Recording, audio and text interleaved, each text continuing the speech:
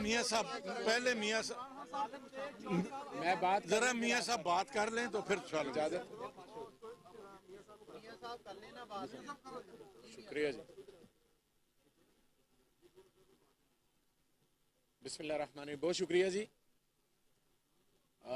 देखें कि पाकिस्तान की तारीख के अंदर ऐसा कभी नहीं हुआ कि जब असम्बलियाँ चल रही हों, मामलात आगे की तरफ चल रहे हों, और उसके साथ साथ अगर हम इस चीज़ को देखें कि जिस तरह फेडरल हुकूमत के आगे की तरफ दिन जा रहे हैं, वैसे वैसे गरीब अवाम बुरी तरह महंगाई की दलदल में फंसती जा रही है। ये पहली बार ही हुआ पाकिस्तान की तारीख में कि एक लीडर ने अपनी ज़ात से बाहर निकलकर सोचा। इमरान खान ने हमेशा अपनी ज़ात को साइड पर रखते हुए गरीब अवाम के लिए सोचा। एक महीने बाद इस मुल्क के पास पैसे नहीं होंगे कि वो तनख्वाहें भी दे सके। ये सिर्फ इक़्तिदार से चिमटे में, क्योंकि दुनिया के अंदर कोई भी अदारा, चाहे IMF हो, चाहे वर्ल्ड बैंक हो, चाहे एशियन डेवलपमेंट बैंक हो, चाहे कोई डोनर एजेंसी हो, पाकिस्तान के अंदर इन्वेस्टमेंट करने को तैयार नहीं है। जो पाकिस्तान के अंदर इन्वेस्टमेंट थी वो सारी की सारी बाहर चली गई। पिछले 7 माह के दौरान, ये बड़ा अलार्मिंग है जो आपके सामने फिगर रख रहा हूं, पिछले 7 माह की फेडरल हुकूमत के दौरान 6.5 लाख पाकिस्तानी जो डॉक्टर थे, इंजीनियर थे, साइंटिस्ट थे, स्किल्ड लेबर वाले थे, सारे बाहर चले गए। कोई पाकिस्तान के अंदर नहीं रहना चाहता। वजह क्या है कि उन्हें नजर आ रहा है कि जब तक ये हुकूमत मसल्लत रहेगी हमारा फ्यूचर कोई नहीं है। इस मुल्क के अंदर हमारा कोई फ्यूचर नहीं है, क्योंकि ये वफाकी हुकूमत सिर्फ और सिर्फ इक़्तिदार इसलिए रखा हुआ है कि अपने केसेस खत्म कर ले। मुझे बताएं आप सब जो नौकरी पेशा लोग हैं, पिछले 7-8 माह में वफाकी हुकूमत ने क्या रिलीफ दिया आपको सिवाय महंगाई के अलावा? हर घर के अंदर लड़ाई जो है, मियाँ बीवी की लड़ाई करवा दी इन्होंने। आमदनी उतनी है, अखराजात पहाड़ जितने बढ़ गए। हर घर के अंदर लड़ाई करवा दी है इसने। कोई बच्चों की फीस नहीं दे सक रहा, कोई घर का किचन पूरा नहीं कर सक रहा, कोई मकान का किराया नहीं दे सक रहा, किसी की जेब में पेट्रोल के मोटरसाइकिल के लिए पैसे नहीं रहे, कोई दवाई नहीं ले सक रहा। ये सारे मामला क्यों हो रहे हैं? ये एक फॉरेन एजेंडा है। मैंने असेंबली के फ्लोर पे भी कहा है, ये फॉरेन एजेंडा है। और फॉरेन एजेंडा क्या है कि पाकिस्तान को हमेशा कशकोल उसके हाथ में और वो मांगता फिरे।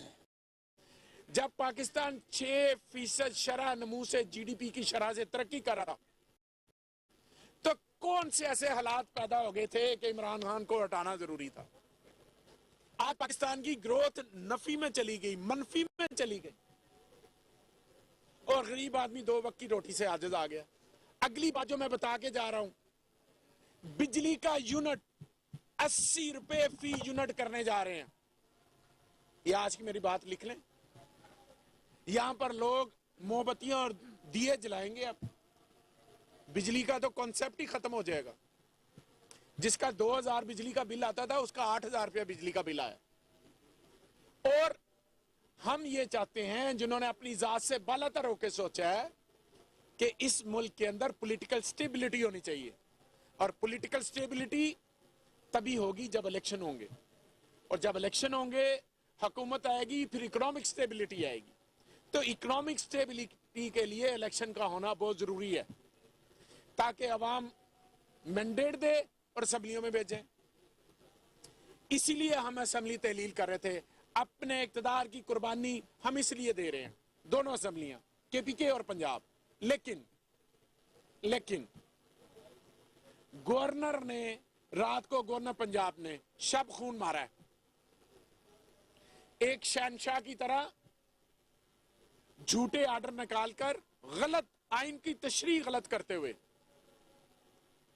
और इस तरह अपने इख्तियार को इस्तेमाल किया जिस तरह कभी सदर ममलिकत 58(2) भी इस्तेमाल करते थे। असेंबली के अंदर जो करारदाद मंजूर की गई है, तरीके इस्तकाल भी और तरीके मजम्मत भी, मजम्मती करारदाद जो पेश की गई है और जो मंजूर की गई है कि गवर्नर को इस असेंबली में बुलाया जाए और बुला के पूछा जाए कि आपने गैर आईनी, गैर कानूनी, गैर जमहूरी अमल किया और आपने इस 12 करोड़ अवाम का इस्तेकाक मजरू किया है। इसलिए हम कहते हैं कि गवर्नर को बुलाया जाए। और सारी वफाकी हुकूमत पिछले 15 दिन से साजिश पे साजिश करके पंजाब में बैठी है कि यहां पे साजिश की जाए। पहले 3 महीने हमजा ने हुकूमत की, अदलिया ने गैर कानूनी करार दिया। ये वजीर आला ही नहीं है, हमने नहीं कहा, ऑनरेबल कोर्ट ने कहा। और इसका साबका वजीर आला के तौर पर भी नाम नहीं लिखा जाएगा, ना इसकी तस्वीर कहीं पर लगेगी, लेकिन अंदर इक़्तिदार की हवस नहीं जा रही। और ऊपर बाप है, नीचे बेटा है, कभी ताया है, नीचे भाई है।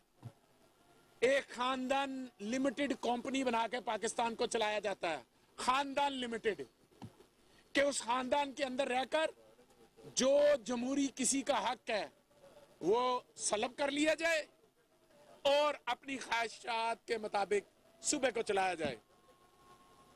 इनका पाकिस्तान में ना रहना सहना है, ना जायदादें हैं, ना औलादें हैं, ना इलाज है, ना शॉपिंग है, ना कोई चीज नहीं है। इनका सब कुछ मुल्क से बाहर है। अगर इस मुल्क के अंदर इनका कुछ है तो एक हुक्मरानी का जज्बा है कि हम यहां पर आके हुक्मरानी करें, इसके अलावा कुछ नहीं है।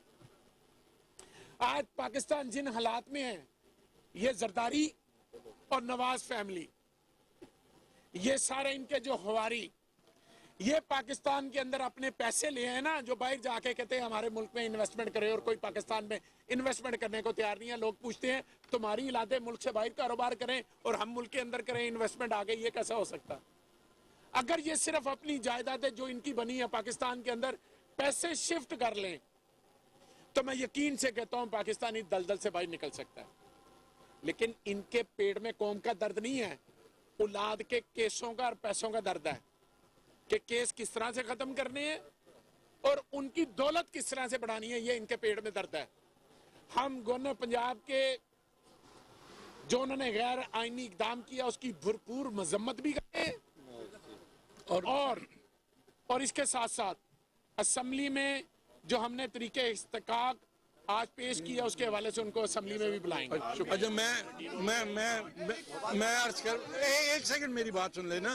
देखिए बात ये है कि अभी हम बात कर रहे थे और जिस तरह मियां साहब कह रहे थे कि आज से 4-5 महीने पहले जिस तरह हमजा शहबाज के केस में अदालत ने इनके मुंह पर तमाचा मारा था, आज एक दफा फिर अदालत में इनकी रुसवाई हुई है और हुकूमत जो है उसको बहाल कर दिया है और गवर्नर का जो नोटिफिकेशन था उसको कालअदम करार दे दिया अदालत ने। पूरे हैं इत्तेमाद के वोट के लिए। आज जो पार्लिमानी पार्टी का इजलास हुआ है उसमें कह रहे नंबर पूरे नहीं थे, उस पर पाकिस्तान तहरीक इंसाफ को इत्तेमाद में लिया गया। जी बिल्कुल, कोई फैसला जो है वो इमरान खान साहब को इत्तेमाद में लिए बगैर नहीं किया जाता। आपके सर नंबर पूरे हैं सर जी इत्तेमाद के वोट के लिए? सर अभी फैसला आया है, जो कोर्ट की डायरेक्शन आएगी डिटेल जजमेंट देख लें इंशाल्लाह ताला। जी हम पहले कोर्ट का फैसला तो देख लेना, उसके मुताबिक हम अगला अपना लाए अमल तय करेंगे। कोर्ट के फैसले को हम देखेंगे और कि उसके कोर्ट बाद ने क्या हमें डायरेक्शन दी हैं, उसके मुताबिक उस चीज को आगे लेकर चलेंगे।